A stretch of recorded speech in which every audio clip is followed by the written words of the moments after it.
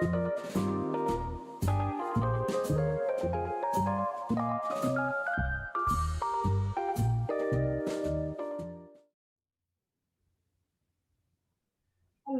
everybody, and welcome. Welcome to our very special event this afternoon. I'm so excited. I know you are, and welcome to Book Passage. This is another edition of our conversations with authors, and it is a special one. Thank you for supporting today's event live or later in the recordings. Thank you for supporting Book Passage, your local independent bookstore in the Bay Area.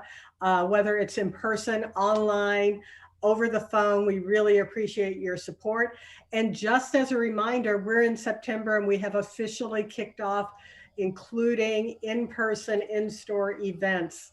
So please refer to the bookpassage.com website to see which events are coming up and if they're still virtual, which most of them still are, or if they are in person. And feel free to come in person safely.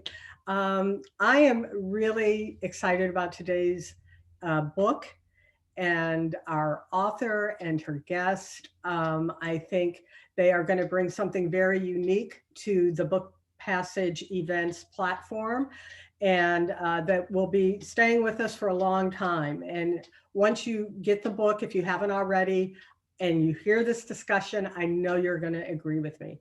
Today's featured book, See No Stranger, takes readers through the awe-inspiring author, Valarie Kaur's riveting journey as a brown girl growing up in California farmland, also as a young adult galvanized by the murders of Sikhs after 9/11, and also as a law student fighting injustices in American prisons, as an activist working with communities recovering from xenophobic attacks, and as a woman trying to heal from her own experiences with police violence and sexual assault.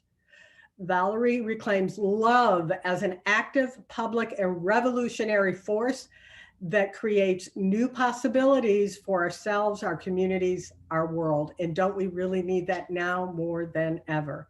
See No Stranger helps us imagine new ways of being with each other and with ourselves. Valarie is a civil rights activist, lawyer, filmmaker, innovator, and founder of the Revolutionary Love Project. She has won national acclaim for her story-based advocacy, helping to win policy change on issues ranging from hate crimes to digital freedom. And by the way, check out the LA Times list. She just made it. This book just made it. We're so excited for her and congratulate her on that. Joining her for today's conversation on the virtual stage is Ari Afsar. Ari is a Bangladeshi and American singer, songwriter, storyteller. She is a strong feminist who is focused on making the world a better place through her art and activism. She is best known for her starring role in a small, little-known musical production called Hamilton. With that, I will pass it off to Ari. Hello! My goodness, thank you so much, Paula. What a beautiful moment and time to be here and introducing my sister, my leader, my friend, the incomparable Valarie Kaur. I'm grateful to spend this virtual space and time, hopefully where you just feel like you're getting a sneak peek into a conversation that happens pretty regularly and frequently between Valarie and I. I think that holding each other safe and accountable and listening and leaning on each other is something that Valarie does for a lot of people. And this book is one of the ways that she continues to hold that space and hold her friends and her family and her sisters, and now every one of you in that same type of feeling. So I'm excited to be talking about this book. I'm excited to be introducing this incredible human. And I'm excited to continue the conversations and the questions that may arise from this topic of conversation. So without further ado, I want to introduce Valarie. Hi! Oh, I'm so excited we get to do this. Thank you, Paula. Thank you, Book Passage. I have so missed bookstores in the last year and a half, and releasing a book during the pandemic has been hard. I don't know if you all saw the cartoon last year of the dog sitting in the cafe and the building is on fire, and the dog is like, "So I have a book coming out." That's how it felt, and it's like, no, but the book is about how to put out the fire. So fast forward to be in this moment and to release the paperback with this fresh, beautiful energy, and to be invited by the Book Passage to invite anyone I wanted into conversation, and to get to choose Ari. Because it's true, Ari, the conversations we have while I'm like in my closet hiding from the children and you're somewhere in the country, on a shoot, and we're talking about trauma and solidarity and healing and how to show up with courage in this immense moment in history. I'm so grateful that Book Passage trusted us to have the conversations we've been having, but in a setting like this, inviting everyone else to listen in and be part of it. So that's why I'm so delighted to be here with you. I'm so excited. I want to kind of go broad and big and talk about the impetus, but I would love to share a little bit about what the book means to me as a reader and as a brown woman, and how I think this book for the first time, I was sharing this with you recently, but for the first time I feel like I saw myself and heard myself in a way that I hadn't heard before. And I was even saying, like, my partner who was white, I was like, I think you need to read this book so you can understand me a little bit more, so you can understand the experiences. And, it's not monolithic, but it feels like it connected to a group of individuals, to millennials of this generation, to brown young women in a way that I had never felt represented and seen and heard and also understood, for me to be a better person and for us all to grow together. And I'm just really, really grateful, kind of just as a listener, as somebody who got to get a sneak peek into reading the book before it officially came out. That was such a privilege. And I kind of want to just like open it big and broad, if we can, of like, how did this come to be? What was the impetus for creating this book for you? Oh, my love. I don't even know if you know this, but I started writing the stories in See No Stranger 20 years ago. Mm. Exactly 20 years ago. I was a kid in college, and in the wake of September 11th, we saw hate violence erupt on city streets across the country, and the first person killed in a hate crime after 9/11 was a family friend. I was planning to become a professor, but that murder turned me into an activist, and I grabbed my camera and I began crisscrossing the country, going from home to home, from city to city, sometimes when the blood was still fresh on the ground, to try to capture our community stories. And when I went back to campus, I took my first book writing class, and I began to write the stories that I saw on the road. Right? This is before social media, before we had any channels to tell our stories. And so our struggles, our hardships, our aspirations, they were just like desperate cries in this anthem of national unity. They weren't visible in the culture around us at all. So it was almost like I felt like this duty, this responsibility to make visible these stories that were entrusted to me.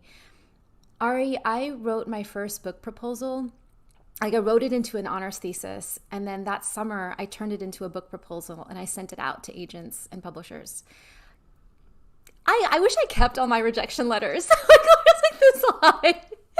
It was like they said, there's no audience for this. There's no voice in this. And it was almost as if every letter was saying, like, these stories don't matter enough for the nation as a whole to hear them. And, perhaps if it was just my stories, I would have given up. But I was entrusted the stories of aunties and uncles and, children in our community who were aching to be seen. And so I kept, collecting the stories and writing them. I kept living the stories and then chronicling them. And every few years, I would write a new book proposal. So on my laptop, I have book proposal, comma, 2005, 2007, 2010, 2015, right? And every year would send it out and get the same response. And it wasn't until the 2016 election when I sat down and said, okay, all of these stories add up not just to showing America the problem, but showing America the solution. That our community struggles contain the courage to find resilience and longevity in the face of injustice. And I began to call it this declaration of revolutionary love. So finally, book proposal, comma, 2016, I wrote it between the election and the inauguration as revolutionary love is the call of our times, and sent it out. And perhaps it took all those years for someone like Chris Jackson to become the editor of One World Random House. He publishes Ta-Nehisi Coates and Bryan Stevenson. And so here is someone who knows the importance of the stories of Black and brown people to expand the nation's imagination. And my book proposal landed on his desk. And he asked to meet me, and just like that, he said, I think revolutionary love is the cultural intervention that the world needs. And so he saw me and said, no, this story matters. And he gave me a gift that very few women who are activists or mothers are ever given. Like, he gave me a room of my own, enough of an advance that I stepped away from frontlines social justice work. I moved my family to the rainforest in Central America, and it was so remote that my father and husband had to carry a writing desk up the mountain so that I would have a place to write. And my mother helped unpack 100 pounds of journals that I had kept since the age of 7. And we would go hiking with my son in the rainforest in the morning. And the rainforest felt like a womb. It was warm and safe and generative. And it was safe enough for me to reckon with all the trauma of the last decades and pour through these stories and search for the answer. What is the solution? How do we practice revolutionary love? And that process is how I began to write See No Stranger. So I'm back in the country now with this book birthed out of me, but it was like a 2-decade-long labor. And I want to talk a little bit more about pushing through the rage, which is a huge chapter within the book, but just also acknowledging that you model it, right? I mean, you holding on to these stories, you're not a journalist that is unaffected by these stories, right? These are the aunties and the uncles that are a part of our families. And so for you to hold on to these stories and continue to get the rejection of what you were saying, and then continue to hear the stories and hold on to them. I mean, that's rage. And you model that through your book, and you model it through the holding on to this information through your book. How were you able to do that? It just dawned on me of realizing that that rage that you must have felt in the continuation of pushing for this story in this book to be told. And yet that's a huge chapter within your book. Can you? I've never thought of it that way. I didn't feel, it took me a long time to access that rage, because the story I told myself year in and year out with every rejection letter that arrived was that I was not good enough. It was shame. It was, and it that's what a culture of white supremacy does, right? It projects in our minds that we are not smart enough or strong enough or good enough. And I think that deepened my desperation, because I felt like I was letting my people down, that I was letting my community down, that I couldn't tell the stories well enough for people to care. And it took me probably until after Chris Jackson said yes. And only as I began to write and sit in that rainforest that I realized that even the story of writing this book was part of this broader, these forces of invisibility and oppression in this country that I didn't realize that was inflicting me as well. So it was like writing, because I have these 10 core practices of revolutionary love, and it's wonder and grieve and listen and, and reimagine, and rage is one of them. And I didn't understand, I couldn't access it until I felt safe enough to.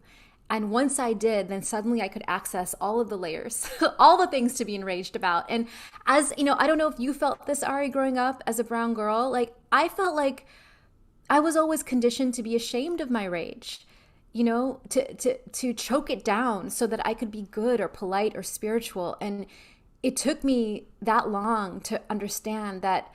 And it was sitting at the feet of Black feminists like Audre Lorde, who says our anger is loaded with information and energy. So to interrogate my anger, to feel it, to honor the rage, and then to express it, you know, to be in relationship with it through the screaming and the wailing and the dancing and the drumming and the shouting like our ancestors did, right? Once I learned to adopt those practices in my life, then I could ask myself, like, okay, how do I want to harness this energy? What information is this giving me about how I want to be in the world and how to sustain myself in the world? And the truth is, I could never hold that rage by myself. I needed sisters and brothers and siblings. I knew that I needed to return to America in a way that allowed me to last. And that's why those phone calls with you in the closet are so important to me, you know, because the labor for justice is going to go on for decades. You know, we're playing our particular role in birthing the America that we dream. And so if we might not live to see the fruits of our labor, then the labor has to be an end in itself. And the only way I have found longevity in that process is to be with my beloveds and say, let's grieve together.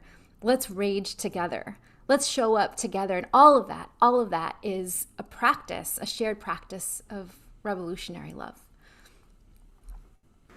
I have a, you know, just changing tones a little bit with the rejection of feeling. You are now on the LA Times list.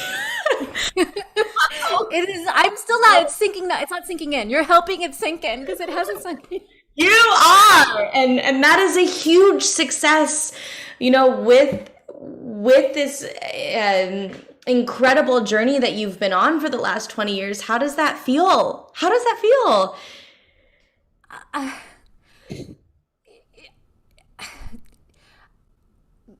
I just came back from Phoenix, where we commemorated the 20-year memorial of Balbir uncle, Balbir Singh Sodhi's death. And I went to the gas station in the morning. This gas station has been this site of pilgrimage for 20 years, right? And every time I sit at that gas station where Balbir uncle died, I close my eyes and I make a promise. I say, Balbir uncle, I will tell your story. So I arrive at the gas station the morning of September 15th. And there are 3 people already sitting at the memorial. And I'm very confused because usually this is like my space, you know, in the morning. And I walk up to them and I sit down and they say hello. And a moment later, the gentleman turns to me and says, "Are you Valarie?" I say, "Yes." And he says, "I read about Balbir Sodhi in your book. And that's why I'm here." Ari, it's, you know, what does number 1 on the LA Times bestseller list mean? You know, I think of that moment of like, the book is like a child that you send in the world and you don't know the impact the child is going to make. And you can only hope and pray and worry. And like, sometimes it needs money, like, you know, and attention, but really it's like this act of surrender. And then every once in a while, it'll just surprise you that, oh, this is a book with stories that move people's hearts, and then we'll move them to action. And so to see someone stand up, you know, in solidarity in a morning when, on a day when our community really needed it, it felt like, oh, that's the power of books.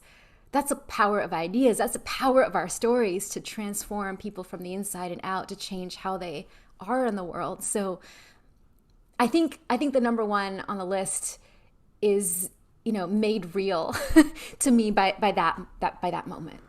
Yeah. It's always about when people are asking, like, even not that this is the same or any stretch of the imagination, but like performing for a large audience, right? Like, what Mm. really matters more is the individual, like going to the stage door and being like, and hearing the impact or whatever it made, that one little moment. And it's always about individuals. Anyway, that's beautiful. You And know, Ari, can I say that they might not approach the stage door, mm, and for you to trust that the art is lodging in people's hearts and transforming in them in ways that you might not ever see. Like, mm, I will never forget watching you on that stage in Chicago play Eliza. You were and will always be my Eliza. You brought her to life, and I feel like Hamilton was really about her, and so to see her come alive through you, in you, and have the story. And then right now you're developing this musical called We Won't Sleep that tells the story of the first woman to serve in Congress. And I think about the audacity to make art that reimagines America and that mm, expands our collective moral imagination. That sometimes you'll get the word at the stage door or at the memorial, like, this is the difference you've made, but so much of this work is about the surrender and the trust that the ripple effects, are far reaching, and yeah. do the work of shifting culture and consciousness that is slow and deliberate and often invisible. Mm. And it's also connected, right? Like art and books and music and activism. I know we've talked about this a lot of, art changes culture and culture changes policy.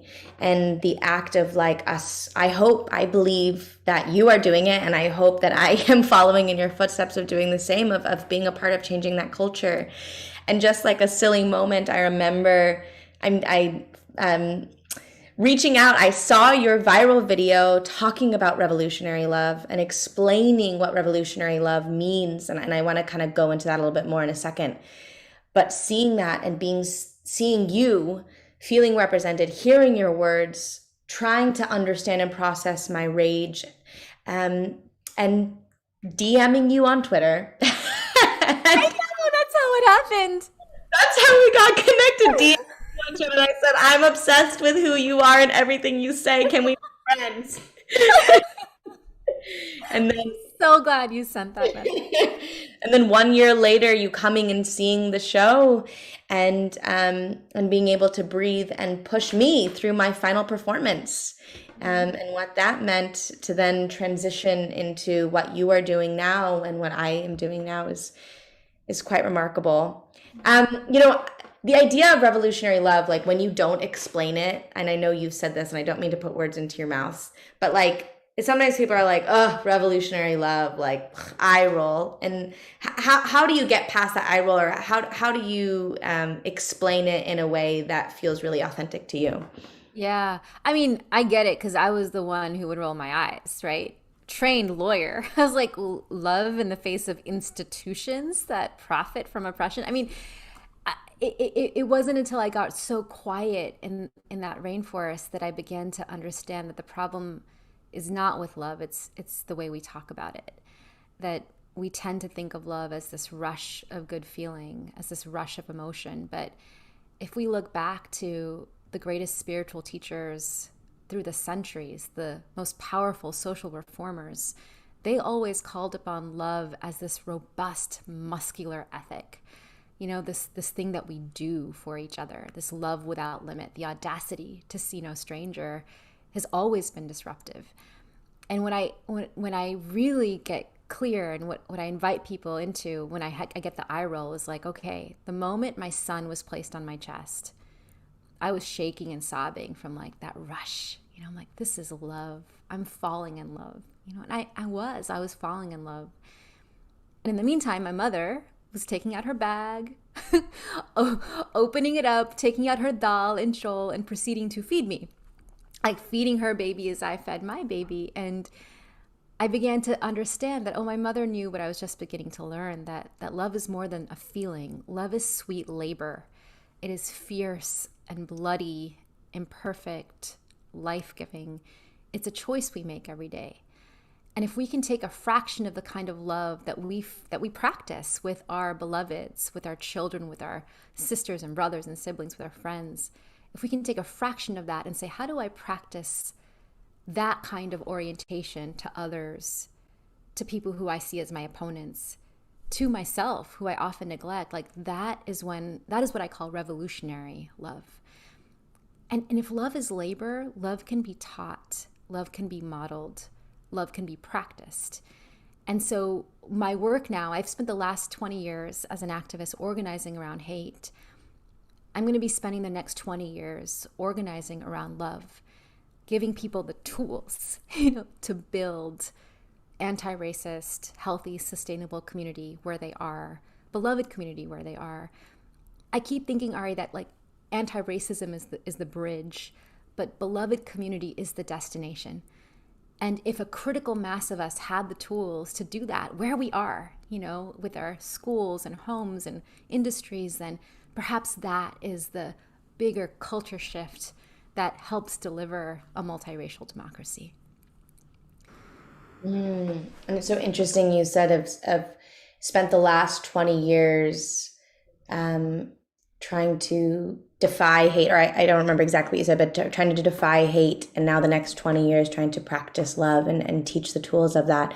How has that been connected, and how has the shift been for you for this past 20-year anniversary for 9/11? And I know you briefly talked about it, but there was a shift, the way that you just described that. What does that shift look like? I felt it in Phoenix. I felt it on the night of September 15th. Every year the family has this memorial at the gas station, and they all like blur together over the years. And every year there are these calls to like end hate in America. This year was different. This year was different because what we chose to do at that memorial was not focus on Bobirunkle's death, but focus on his life and the way that he lived. I don't think people of color need to be superhuman or saints to be revered in death. But Bobirunkle's life was exceptional in that he really embodied love, Ari. I wish you knew him. He embodied love. He was known to pass out candy at his gas station to children as if they were his own children. He would let people who didn't have enough money for gas fill up and go. And his brothers would look at him and say, "Are you a saint or are you a fool?"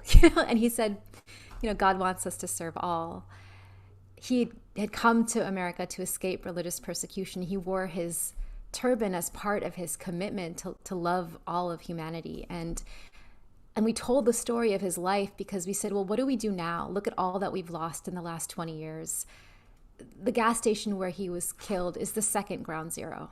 It is the ground zero for all the people who have been killed and harmed in the hate violence, the state violence, the 2 decades of war in the last 20 years. He was the first of perhaps more than 1 million lost in our nation's choice to divide the world into us versus them. And so what do we do? Do we continue these cycles of violence? Do we continue to divide in the ways that we have? And if not, what do we look to? And I said, we have to look no further than Bobirunkle's life. What if we took the value that he died for and made it our North Star? What if we chose human dignity above all? What if we chose, like him, to see no stranger? What is the world we could birth 20 years from now? So that night, it was like sitting in our grief and our rage and our trauma, and then having the audacity to reimagine a world anchored in the ethic of love. It felt to me like crossing a threshold. Like the family, the community, we're crossing a threshold. And then I, in my own life, having spent 20 years trying to tell his story, realizing that I don't want the nation to know that we are victims anymore. No, we are survivors, we are teachers, we are warriors. And if now we could marshal our energies to hold up a vision of a world that leaves no one behind, no one outside of our circle of care, a world defined by revolutionary love, then that's the role that I want to play. You said something before of also shame, of anger and rage. I shared this past year, which is not something that I talk about a lot because there has been so much shame in it, and it also feels like so like nominal in comparison. We always compare our own trauma, and then it becomes an oppression, which is so silly. But when I was in fifth grade when 9/11 occurred, and the first thought that I had was that I was going to a concentration camp, that my father and I would be going into a concentration camp, and I'm biracial, half white and half Bangladeshi, growing up identified as Muslim. My mom would be left behind, and then my dad and I would go and leave. And I don't talk about it a lot because it was such like it's a flippant idea as a fifth grader to hear that.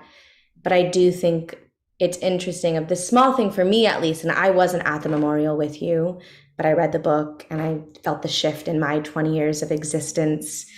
I'm older than 20, but I mean the 20 years of shifting, and felt a change of even just sharing what that experience is, and not feeling the weight upon it, because I think that there was so much weight in that simple of a story, of that experience, that there was shame associated and attached to it. And this year I was able to share it a little bit more freely. And I think that even just hearing you speak is like, oh, it's interesting. I've even noticed the shift within myself, within my body. And how we collectively are experiencing that individually, of just time, right? Just time creates the change. And then if we can then aggregate together and talking about this idea of see no stranger, which is like, and which is the utopia, right? But what is that first step when sometimes it feels so difficult to take that first step, whether that's eliminating the shame, going through the rage, whatever. I mean, what do you think that first step is in trying to see no stranger? Or maybe you'll say, like, read my book, and then you'll find out. No, I want to respond to what you said about time. Because I think time doesn't automatically create that ability to shift from victim to, I think instead, like, time creates the opportunity for spaciousness. And I think what happened in the wake of 9/11 is that, we needed spaciousness to grieve and to confront our own vulnerability as a nation, and to ask ourselves why, beyond like they hate us. Like, no, but really why? What are the narratives? What are the stories? And how might that inform how we respond? Instead, that very night, the president comes on stage, addresses the nation, and calls for a war on terror. You cannot grieve and prepare to kill at the same time. So we as Americans, like the country as a whole, didn't have the spaciousness to touch our grief, our vulnerability, to touch our rage, and then to wonder. And this is the first step. This is my answer to you about that first step, is the audacity to wonder why. It begins with this orientation of being able to look upon the face of anyone and say, you are a part of me I do not yet know. I will open my heart to your story and let that change me. Let that expand my worldview, and then I will choose how to show up. And what's happened for 20 years is the diminishment of wonder, the shutting down of wonder. Every anniversary, we see elected leaders stand up on the stage, recognize those who died, and then weaponize 9/11 to justify whatever policy or agenda they have, instead of giving the spaciousness to honor the deaths and to name and honor all of the deaths we have caused in the 20 years since in their name. And then to say, like, can we do differently? Do we just continue this blindly? Or can we find the spaciousness to ask the questions, to interrogate ourselves, to learn the lessons, and then to reimagine how we might do our foreign policy, approach immigration, treat refugees at the border, treat our own Sikh and Muslim Americans on our own soil? Like, so if the nation is not doing that as a whole, then what is inspiring to me is what you just said, that increasingly we're seeing us who have always been on the margins being able to tell our own stories, use our own art to invite the nation to do that reimagining work with us. And this goes back to like Balbir Singh Sodhi as our North Star, the audacity to love as our North Star. And if we can create the space to wonder about him, then we can wonder about ourselves, and let that be the starting point to saying, okay, what is my role? What is my role in creating the world that I want? That's so interesting. It's like not, but you know, Barbara Lee in now we're all looking back, what her very initial speech was is just so inspiring. And I was so young that I finally watched it for the first time. Oh. And so watching it, tears streaming down my face, and in her quest and asking for spaciousness and asking for grievance as a country, before entering in a new war. It's she knew, you know, and I don't know. Ari, here's what I want you to know, because you were so little, like so many of us knew. Yeah. You know, I was in the streets with other students, with professors, saying that there is no justification for the war in Iraq, but the country was so, you know, riled up that it became easily to exchange one Muslim target for another. Right. But if we just looked at the evidence, the Knight Ridder articles that showed that there was no evidence, then it would have been, it's almost like, and this is where the rage comes forth, right? Because there's no solace in I told you so. How many peace activists are like, yeah, 20 years later, Vietnam, Iraq, we told you so. And there's no solace and there's no comfort in it. So the only thing we can do is like, yeah, we should feel enraged that we who were made to look like doves and like naive people who were calling for peace were right. We've always been right. Those have always been on the right side of history who have called for dignity, equality, solidarity, nonviolence above all. So now how do we make sure that those who have been on the margins for so long are entering spaces of power and changing the nature of power? And that's the invitation, right? And that's how it becomes structural change and changing institutions. How does the ethic of love change institutions? Well, this is how. Because if those of us who see differently, who see no stranger, are at the table, then the policies look quite different than what we're seeing now. And if more and more of us are emboldened to do that work, then that's the one source of hope I have. Yeah. I want to honor some of the questions that are coming in, and for those of you who are listening on YouTube, feel free to ask questions. I think this question that came in, do you feel the events just before and after George Floyd's murder took us many steps back from any growth we made as a country / community post 9/11? I think that question can be also dissected a little bit, and maybe two different. I feel like for a lot of Black activists who I worked with, George Floyd's murder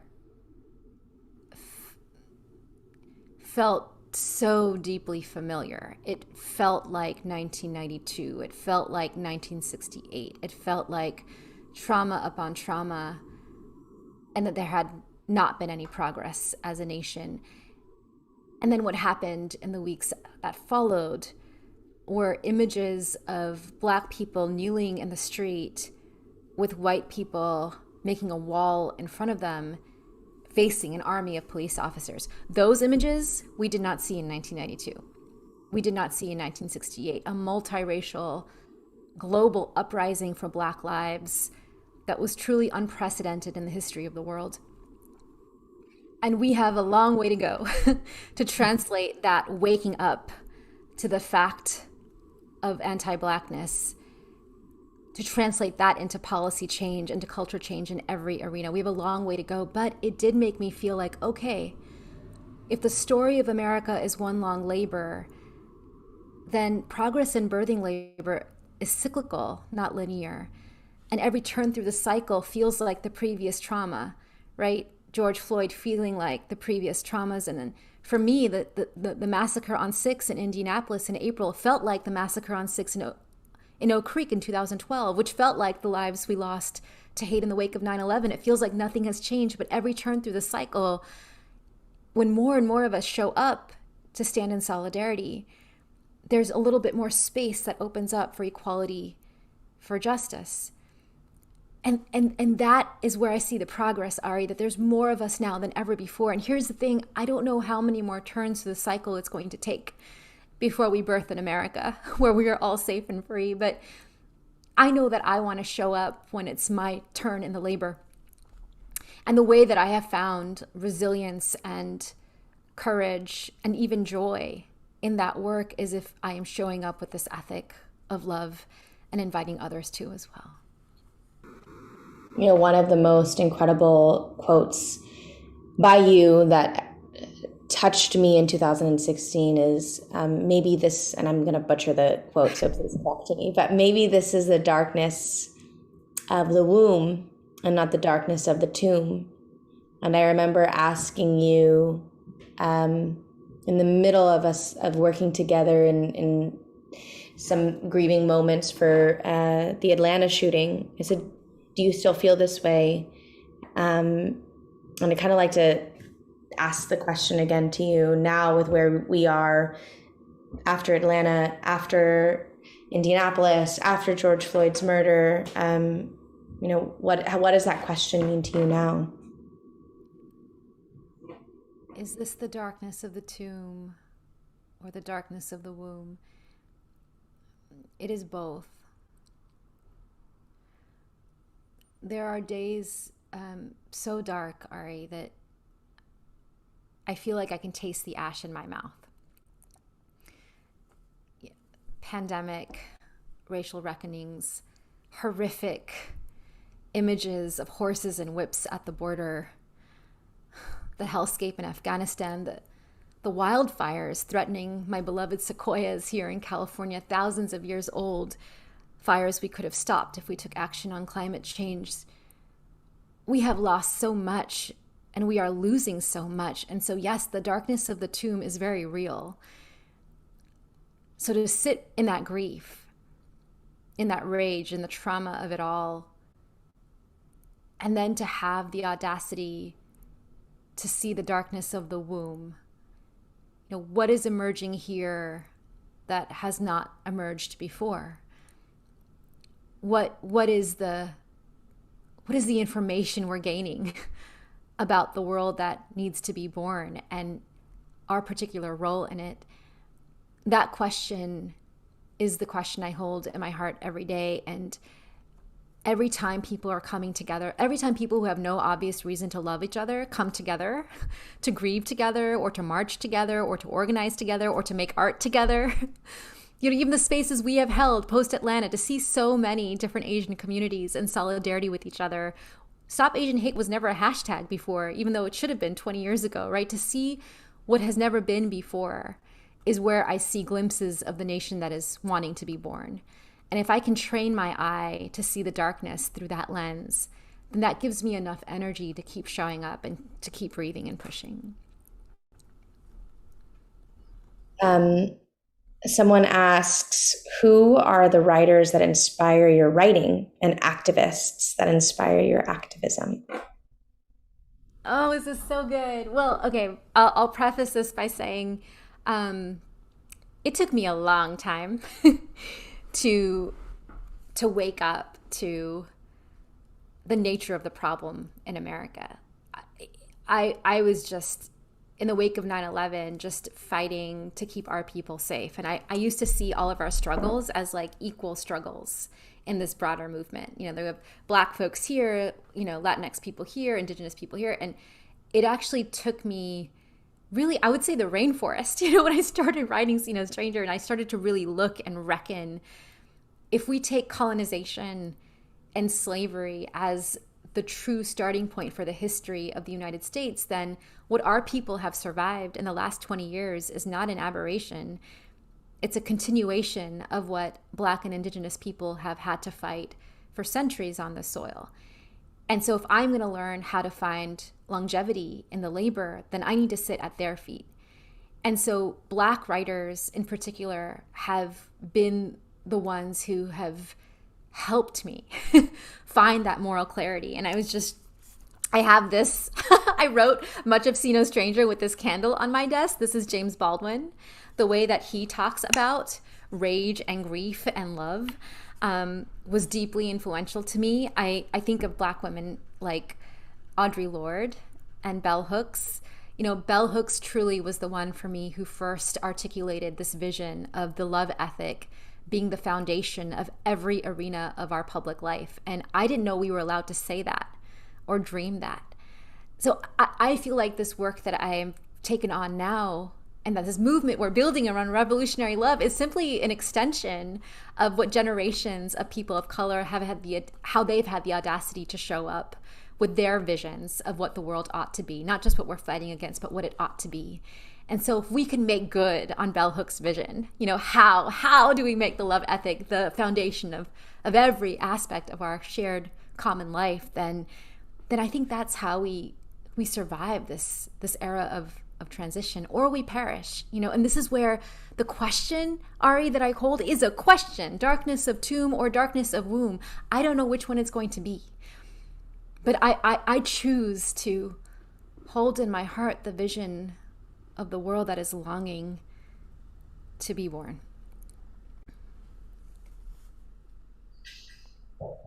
I am there with you and also in making sure that it's in the act of revolutionary love. It's a choice. It's a choice that we have to make every single day.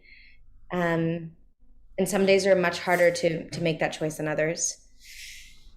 A choice that is very easy, kind of switching a little bit in one question that was asked is, Valarie, can you quickly and briefly mention what your kids are up to and talk a little bit more about your family?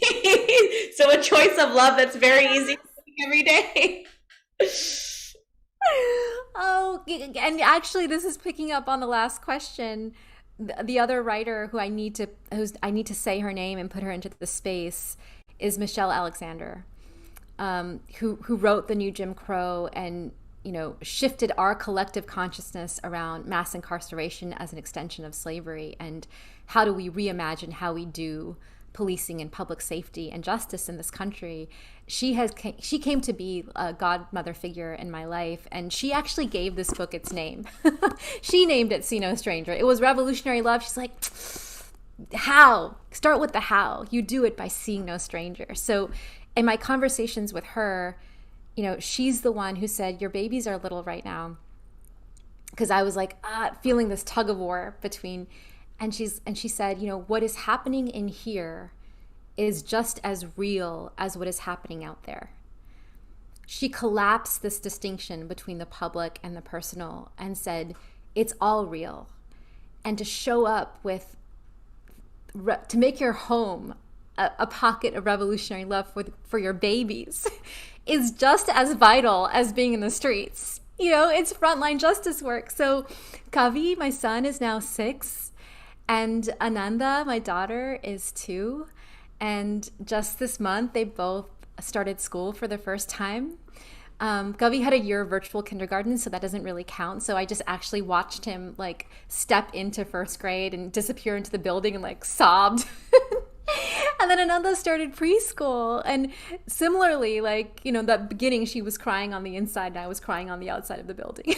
It was difficult because the world isn't safe, right? The world isn't safe for little brown girls and boys and children like them. And so to surrender and to believe that, okay, all this love I've poured into them, all the songs, all the stories, they are still with them, shielding them even when I'm not there, has been something I've had to practice just in sending them to school.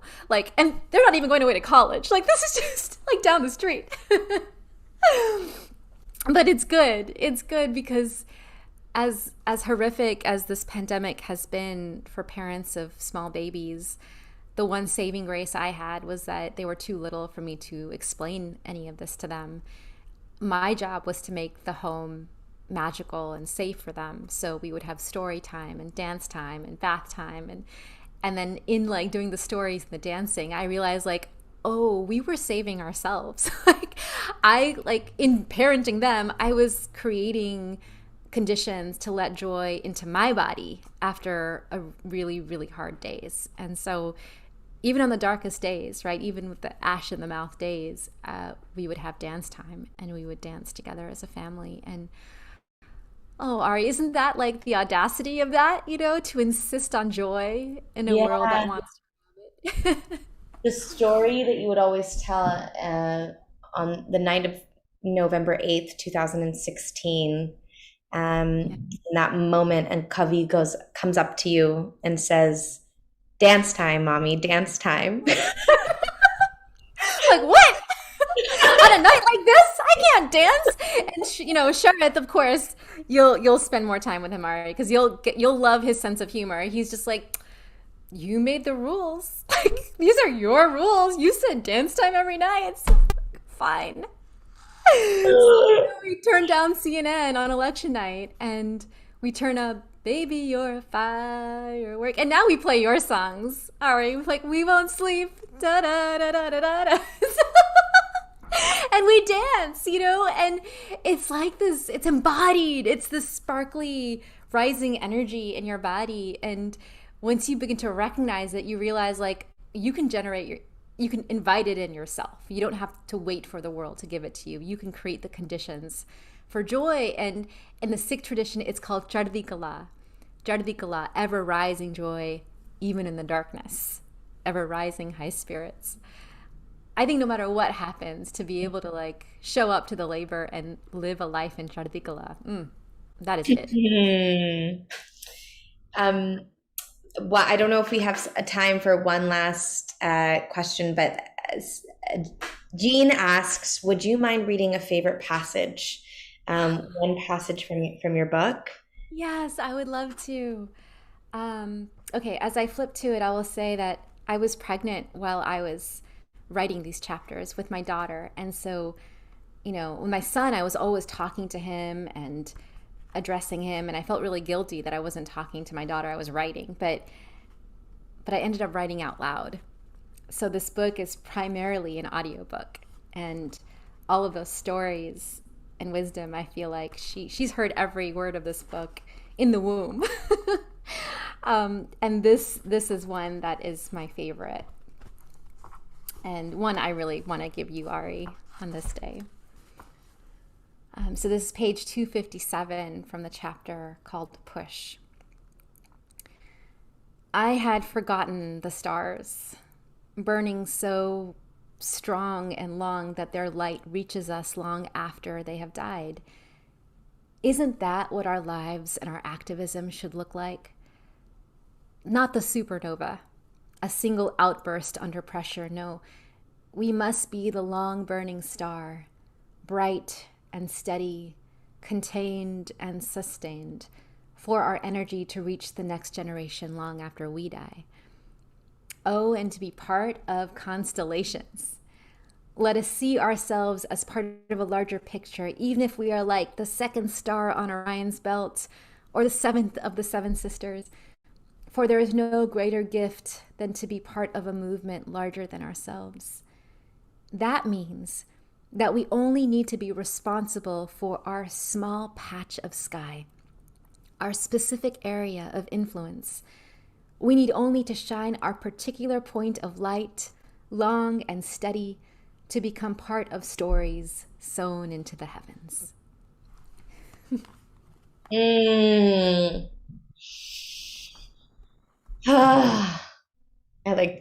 need to read it again.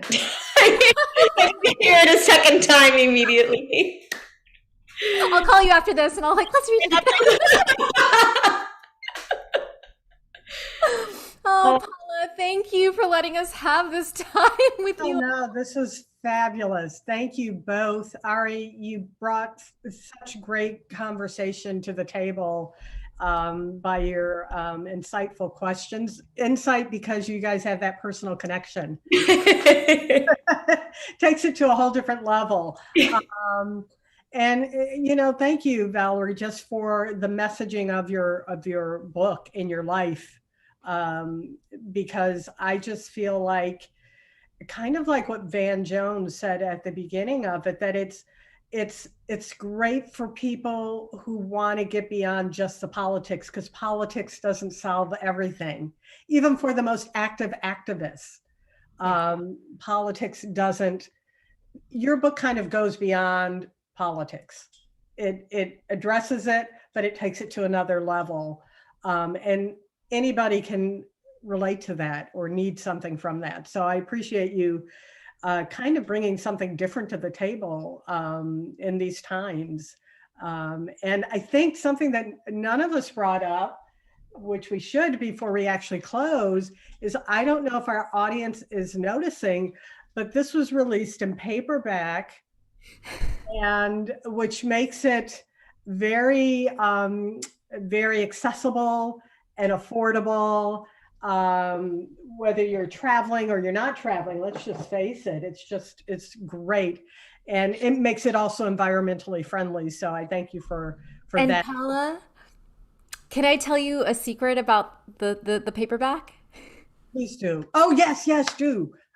So this is the delicious magical piece that you all will know and then hopefully pass it on, because here's the cover, and there's a QR code on the back, and if you scan that code with your phone, you hover your phone over the book and you'll just see what happens.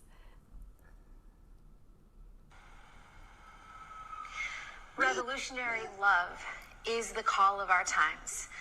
Revolutionary love is when we are brave enough to see no stranger, to look at anyone and think, you are a part of me I do not yet know. So when we flood the streets in our grief and our rage and fight for justice and insist on the humanity of our opponents, we are birthing the world to come, a world that leaves no one behind. That is amazing.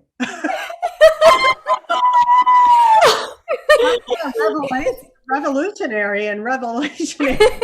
It's the first book ever to use augmented reality to bring the author to life. And I have to tell you, my daughter at 2 years old, she's like, "Mommy, talking." And now she thinks that every portrait comes alive and speaks. So this book is pointing to the future in more ways than you can know. That is amazing. I can't wait to try that out. I just hope it doesn't put authors like you not take you off the tour. I know, you could just do this. Well, I still want to eventually hug people and hear their stories. So I'm still going to tour. And what's exciting is that there's a whole learning hub that we've created to put the ideas in the book into practice. And so to get the learning hub, to get the music that Ani DeFranco, Justin Tranter wrote for the book, to see more artwork, the artwork by Shepard Fairey he also created these 10 artworks that represent the 10 practices of revolutionary love. So if you go to seenostranger.com, you'll see the curricula and the teaching videos and the art and the music and really the movement that we are building all together. That is amazing. Thank you. Definitely. This is a book for now, but also pointing to the future. This is awesome. And it's a book that we have plenty in stock at Book Passage. Feel free to come by. Yes, either our San Francisco store or Corte Madera store. Come by in person or call us on the phone or go online. We're just happy to help and get this book into a lot of people's hands. And as mentioned, it's in paperback, so very affordable and accessible. And artwork by Shepard Fairey. Is it Fairey, Shepard, or Shepard Fairey? Shepard Fairey. Shepard Fairey. And I should have put up my Obama poster. I forgot. It would have gone in line with this, but come for the beauty of it on the outside, but stay for the very substantial conversations on the inside, and not just the messaging. I think it's important to say that for a memoir, it's just very well layered and written.